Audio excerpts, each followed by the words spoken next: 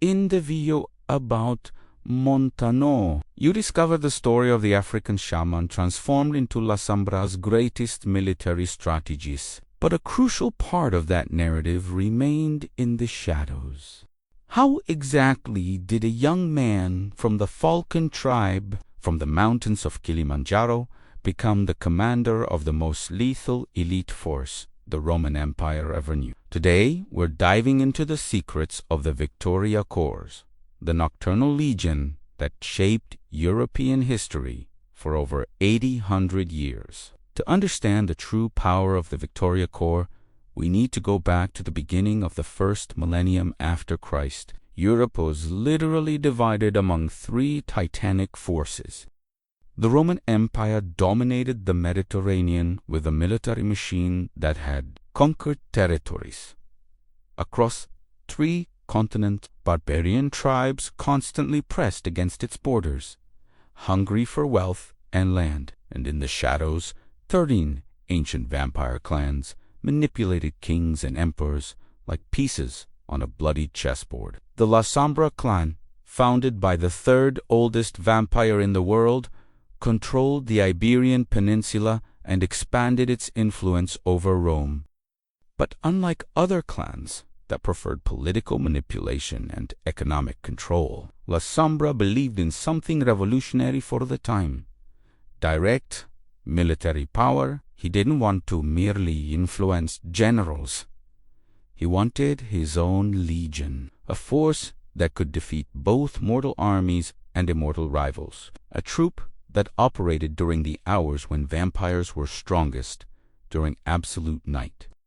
When Montano arrived at the Roman court in the year 285 after Christ, he found an empire in transition. Emperor Diocletian had just divided Rome into two empires, Eastern and Western, trying to save the Colossus from its own weight. The Roman legions, once invincible, now fought on three fronts simultaneously: Germanic peoples to the north, Persians to the east, and internal conflicts everywhere. The ancient Roman military discipline was beginning to fragment. Lasombra saw opportunity in this crisis. He had created dozens of vampires over the centuries, but none possessed the unique combination Montano brought: tribal experience in African guerrilla warfare, unshakable honor that dispensed with the need for the blood bond, and a strategic mind sharpened by survival in the savannas. The antediluvian gave Montano an impossible mission: create from scratch an elite legion that could operate exclusively at night and defeat any mortal or immortal force. The first 5 years were pure military research. Montano wasn't content to copy existing Roman tactics. He traveled in disguise throughout the empire, studying every legion, every elite corps, every specialized unit. He spent months infiltrated among the Praetorians, the emperor's personal guard. He studied the equites, the Roman heavy cavalry. He analyzed abilities, light infantry that opened battles. He observed the hastati, the shock troops. But nothing he saw met the unique needs of a vampiric force. The central problem was obvious but complex: how to create an effective military unit when your soldiers literally couldn't see sunlight. Roman battles traditionally happened during the day. Generals needed light to assess the battlefield, coordinate maneuvers, use visual signals. A nocturnal legion would need to completely reinvent the art of war. Montano began by recruiting mortals, not vampires. This shocked Lasombra and the other elders. But the African strategist had his reasons. First, he needed to test tactics before risking valuable immortal lives. Second, humans could train during both day and night, developing techniques that would later be adapted. Third, and most importantly, Montano knew the Victoria Corps would eventually need mortal support for daytime operations. He selected 300 men from Roman legions stationed in Iberia. Not the best soldiers, but the most adaptable, veterans who had served in nocturnal campaigns against Germanic peoples, trackers who hunted in dark forests, gladiators who fought in covered arenas. Each possessed something most Romans didn't have: the ability to function without sunlight. The initial training lasted 3 complete years and broke 2/3 of the recruits. Montano didn't just teach them to fight in the dark. He taught them to think in the dark. The first phase eliminated dependence on vision. Soldiers trained blindfolded for months, learning to identify enemies by the sound of breathing, by the smell of sweat, by air disturbance when someone moved. They developed a primitive form of echolocation, snapping fingers to map enclosed spaces. The second phase was even more brutal: psychological conditioning for nocturnal terror. Montano knew his men would face horrors that would shatter normal minds. Vampires with claws, shapeshifters with fangs, sorcerers casting spells. So he systematically exposed them to every imaginable terror. He used illusions, tricks, even controlled real vampires to attack them during exercises. Many went insane. Those who survived became immune to fear. The third phase introduced specialized weapons that Montano personally developed. He redesigned the Roman gladius, shortening the blade by 2 fingers, but increasing its weight, creating a perfectly balanced weapon for close combat in darkness, where you couldn't see, to make long thrusts. He developed a modified version of the scutum, the rectangular Roman shield, making it lighter but reinforcing the edges with silver, effective against werewolves and some types of vampires. But his most lethal innovation was the nocturnal battle lantern. While most legions avoided torches in combat because they revealed their positions, Montano creates a revolutionary tactical lighting system: small lanterns with adjustable shutters that could be opened and closed instantly, creating light flashes that blinded enemies adapted to darkness, while his soldiers, trained to close their eyes at the exact moment, maintained their night vision intact. When he was finally satisfied with the mortal core, Montano began the phase everyone expected: vampire incorporation. But here he again surprised the elders. He didn't transform his trained soldiers into vampires. Instead, he recruited young vampires and forced them to undergo the same brutal training the mortals had survived. His logic was relentless. Transforming an excellent soldier into a vampire didn't guarantee an excellent vampire soldier. Most vampires, accustomed to depending on supernatural powers, were strategically lazy. Montano wanted vampires who fought like elite soldiers who casually possessed supernatural powers, not magical creatures playing at soldier. The final structure of the Victoria Corps was revolutionary by military standards of any era. At the top, Montano personally commanded, below him, 5 vampire centurions, each with at least 200 years of existence and prior military experience. Each centurion commanded a century of 20 vampires and 80 mortal blood servants. The ghouls who had drunk vampiric blood without dying, gaining superhuman strength and longevity. This proportion was crucial. 20 vampires provided the shock power necessary against supernatural threats. 80 ghouls provided the numbers, flexibility, and ability to operate during transitions between day and night. Each century was a self-sufficient force, capable of independent operations. Multiplied by 5, the complete Victoria Corps totaled 100 vampires and 400 ghouls, small by Roman legion standards, but devastating in effectiveness per soldier. The first real test came in the year 302. Vampires of the Gangrel clan, lords of the northern wilderness, had allied with Gothic tribes to invade Gaul. 3 regular Roman legions were massacred in nocturnal ambushes. Emperor Constantine, secretly supported by Lasombra, gave permission for Montano to intervene, but with one condition: total victory without survivors who could report the supernatural nature of the Victoria Corps.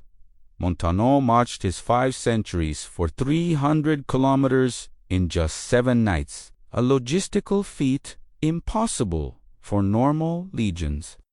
They moved exclusively during total darkness, burying the vampires in portable coffins during the day while ghouls stood guard and prepared the next march. They reached the Teutoburg forest, where the gangrel had established their base 2 weeks ahead of schedule. The battle that followed entered the secret history of Europe as the Night of Silent Claws. Montano didn't attack frontally. For 3 consecutive nights, his sentries surrounded the forest in an ever-tightening perimeter, moving in absolute silence. On the 4th night, when the gangrel finally realized they were surrounded, it was too late. Montano had divided the forest into 5 sectors and assigned a sentry to each. The attack began exactly at midnight, coordinated by drum signals echoing through the darkness. The Victoria Corps vampires didn't try to overcome the gangrel in animal transformation or supernatural speed. Instead, they used coordinated military tactics, while the gangrel vampires transformed into wolves and bats to attack. Montano's soldiers remained in testudo formation, the famous Roman tortoise where shields overlapped, creating an impenetrable mobile wall. When the gangrel broke formation to attack non-existent weak points, Victoria Corps vampires counterattacked with ashwood stakes, paralyzing enemies without killing them. In 6 hours of combat, the Victoria Corps captured 43 gangrel vampires and eliminated over 200 allied mortals, with losses of only 8 ghouls and no vampires. But most impressive was what came after. Following Lasombra's orders transmitted through Montano, they didn't destroy the captured gang. Instead, they offered them a choice: swear loyalty to the Lasombra clan or face execution by sunlight. 31 accepted and were incorporated into the Victoria Corps after a training period. This brutal pragmatism, transforming defeated enemies into forced allies, would become Montano's news of the victory spread like fire through vampire society.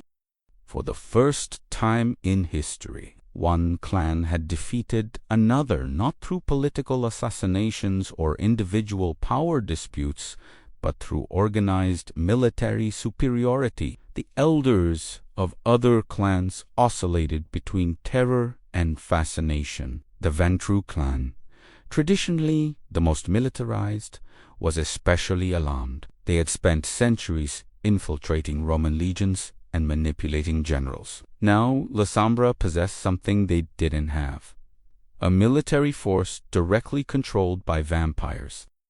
During the following 3 centuries, the Victoria Corps participated in 217 documented battles and probably hundreds more that were never recorded. They fought in every type of terrain: Alpine mountains against Simis vampires, North African deserts against tremor sorcerers, Germanic forests against werewolf packs, even in Rome's catacombs against rebellious vampires of the Lasombra clan itself. Montano developed specific tactics for each type of supernatural enemy. Against Tisimisi Vampires masters at shaping flesh and bone, he used lightning attacks that didn't allow time for complex transformations. Against tremor sorcerers, his sentries divided into small, dispersed squads, impossible to hit with area spells. Against werewolves, he employed defensive formations that channeled bestial attacks into pre-prepared death zones. With silver traps, against individually more powerful older vampires, he simply buried them with numbers, sacrificing ghouls in suicide attacks. while his vampires waited for the right moment for fatal stakes. But perhaps the most fascinating aspect of the Victoria Corps wasn't military, but cultural. Montano created something unprecedented in vampire society: a true meritocracy. In most clans, power derived from age, blood lineage, or political manipulation. In the Victoria Corps, it derived exclusively from military. A fifth-generation vampire who was a mediocre strategist commanded less respect than a 10th-generation ghoul who never lost a battle. This inversion of traditional hierarchy horrified elders of other clans, but attracted ambitious young vampires like a magnet. Recruits came from all 13 original clans. Montano accepted anyone willing to undergo brutal training and swear absolute loyalty to the Legion above loyalty to their clan of origin. This created the first truly multi-clan force in vampire history. A typical Victoria Corps squad might include a Bruya specialist in hand-to-hand combat, a Nosferatu master of infiltration, a gangrel tracker, and a Malkavian whose precognitive visions warned of ambushes.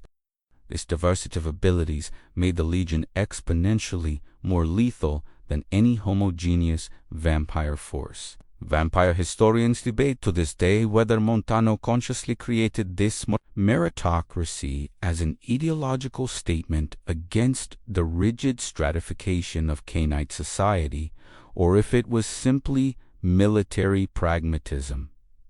Knowing Montano, it was probably both. He had grown up in an African tribe where status was earned through prowess, not inherited. He replicated this system in the Victoria Corps because it was familiar and because it worked. During the 5th century, when the Western Roman Empire began its terminal collapse under barbarian invasions, the Victoria Corps faced its greatest existential crisis. Lasombra entered torpor, a deep supernatural sleep that elder vampires eventually cannot avoid. Before sleeping, he gave Montano one last order: preserve the Victoria Corps no matter the cost. When I awaken, it must exist. Without the direct patron, the Legion lost its funding, its operational base, its official purpose. Other Lasombra vampires tried to assume control, but Montano refused to serve anyone except his creator. The Legion became orphaned. Many expected it to disintegrate within weeks. Instead, Montano did something that would define the Victoria Corps for the next 1,000 years. He transformed it from a clan-funded legion into an independent supernatural mercenary company. Using treasures accumulated in centuries of campaigns, he established the Legion in a fortress in the Carpathian Mountains. Technically Tzimisce territory, but so remote and defensible that even that territorial clan didn't care. From there, he began renting the services of the Victoria Corps to any vampire willing to pay the right price. And the price was high, not in gold, which vampires could easily accumulate over centuries. Montano charged in ancient vampire blood. Each contract required the employer to provide a specific quantity of vita from 8th-generation vampires or older. This powerful blood was then distributed among Legion members, constantly strengthening them. This ingenious system guaranteed that the more the Victoria Corps fought, the stronger it became. Employers who tried to cheat on payment discovered, fatally, that the Legion simply turned against them and took the blood owed by force. The centuries between 500 and 1200 were the golden age of the Victoria Corps as a mercenary force. They fought for all sides of all major vampire conflicts in Europe. Sometimes, in the same conflict, different factions hired separate sentries, resulting in bizarre situations where Victoria Corps soldiers faced other Victoria Corps soldiers. Montano allowed this under one rule: when Legion forces fought each other, it was non-lethal. Stakes, not decapitations. Surrender, not destruction. Any commander who violated this rule was personally executed by Montano. This mercenary flexibility gave the Victoria Corps a unique perspective on vampire society. They saw all clans from the inside, fought alongside and against each faction, observed the patterns of manipulation and control permeating Cainite society. Montano compiled these observations into 13 manuscript volumes, each dedicated to a clan, detailing their tactics, weaknesses, internal hierarchies, and psychological vulnerabilities. These tomes, known as the Nocturnal Codices, became the most valuable military intelligence texts in vampire history. Possessing a copy was power. Montano never sold one. When the Inquisition exploded in the 13th century, the Victoria Corps faced an unprecedented dilemma. For the first time, the primary threat came not from others, but from humans organized specifically to hunt vampires. Tactics that worked against immortal enemies failed against fanatic mortals willing to die for the cause. Worse, the Inquisition attacked during the day when vampires were most vulnerable. Montano adapted by creating what he called the diurnal protocol. He dramatically expanded the proportion of ghouls in the Victoria Corps, from 4:1 to 10:1. These blood servants, capable of operating in full sunlight, became the first line of defense. Montano trained them not just in combat, but in infiltration. Victoria Corps ghouls infiltrated the Inquisition itself, ascending to positions of authority, diverting hunts from their vampire masters to false targets. Simultaneously, Montano initiated a disinformation campaign that would be studied by military strategists centuries later. He deliberately left false clues, suggesting the Victoria Corps had dissolved during the Inquisition. He spread rumors that Lasombra had awakened from torpor and executed Montano for insubordination. He planted false documents describing the destruction of the Carpathian fortress. Vampire society accepted these rumors because they wanted to believe the most powerful legion in history had finally fallen. In reality, the Victoria Corps was more active than ever, just operating in absolute secrecy. They stopped accepting public contracts. Instead, Montano carefully selected missions that served a greater objective, weakening the Inquisition without exposing vampires. They attacked Inquisitor convoys on remote routes, making it look like bandit work. Infiltrated ghouls initiated internal disputes in the church. They assassinated inquisitorial leaders in ways that looked like natural death. For 200 years, the Victoria Corps waged a phantom war against the Inquisition, and the Inquisition never knew it was at war. When Lasombra finally awakened from torpor in the 15th century, he found a transformed vampire Europe. The Inquisition had decimated many clans. The anarchist rebellion was in full eruption. The blood bond, once considered unbreakable, was being systematically shattered by young vampires hungry for freedom. And at the center of this turbulence, he discovered his legion had not only survived, but prospered in his absence. The reunion between Lasombra and Montano was recorded by a vampire scribe and remains one of the most fascinating documents in Cainite history. Lasombra expected to find a servant grateful for his master's return. Instead, he found an independent commander who had governed the Victoria Corps autonomously for a millennium and saw no reason to change. The conversation was tense. Lasombra reminded Montano of the original oath of eternal loyalty. Montano responded that he had been loyal.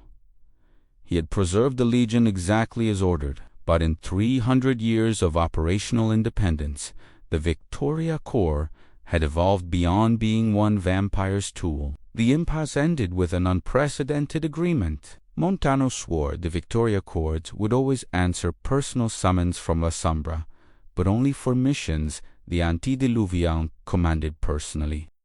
Lasombra would have no control over daily operations or contracts with other vampires. Essentially, Montano transformed the master-servant relationship into an alliance between equals. That Lasombra accepted these terms says much about the respect even an antediluvian had for what Montano had built. In the following centuries, the Victoria Corps continued operating in the shadows of vampire society.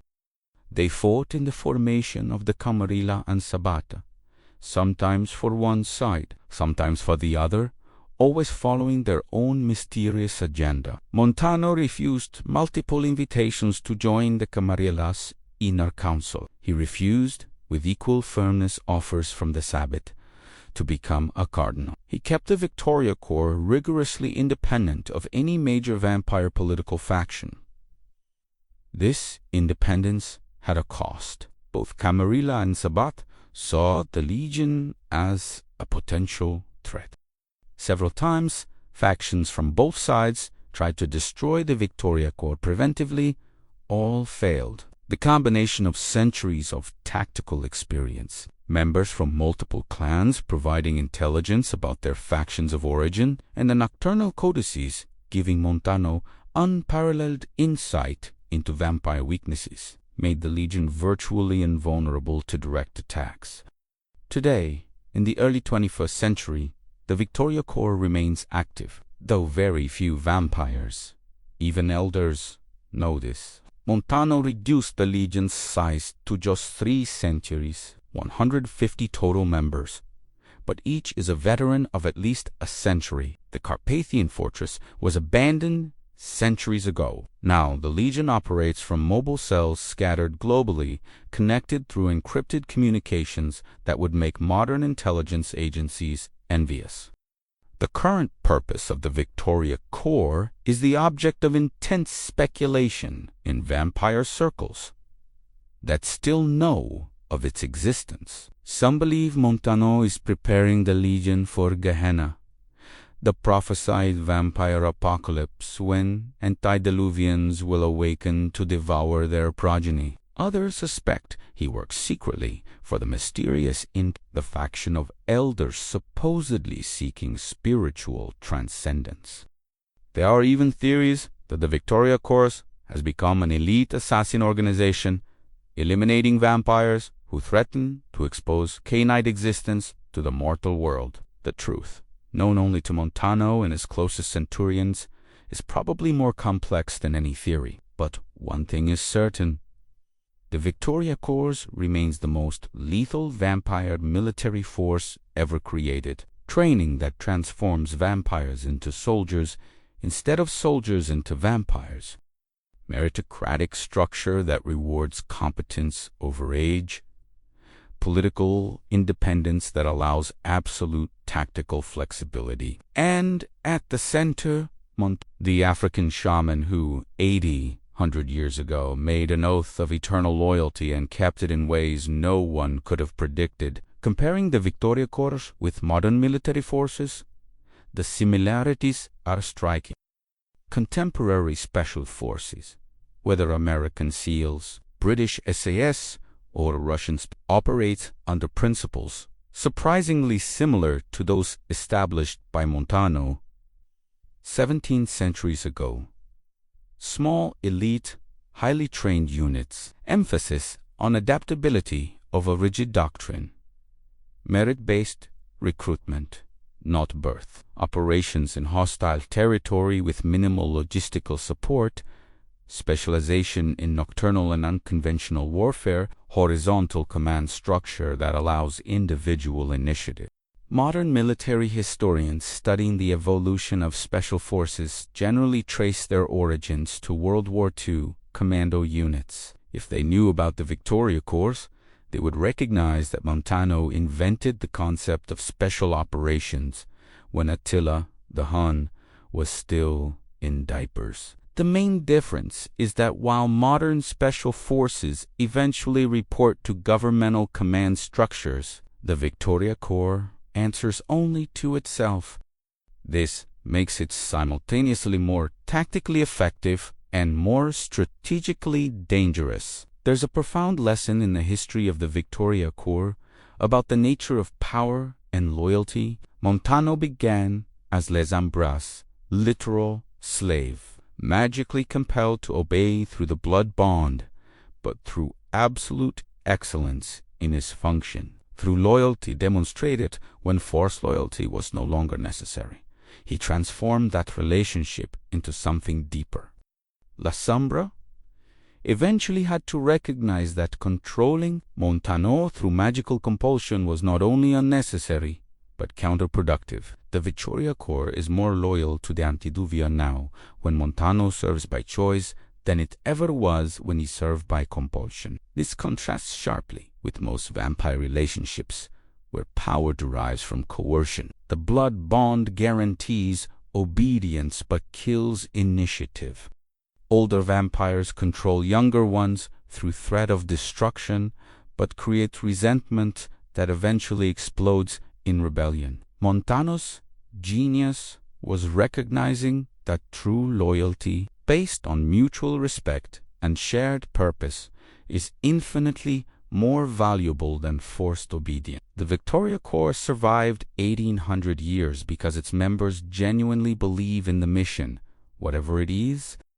Compare that to how many human armies disintegrated at the first defeat because soldiers fought out of obligation, not conviction. If you're watching this video, you'll probably have interest in military history, strategy, or the fascinating intersection between the supernatural and the real. The Victoria Corps exemplifies all these areas. It's a case study in organizational construction, showing how to create an institution that survives millennia.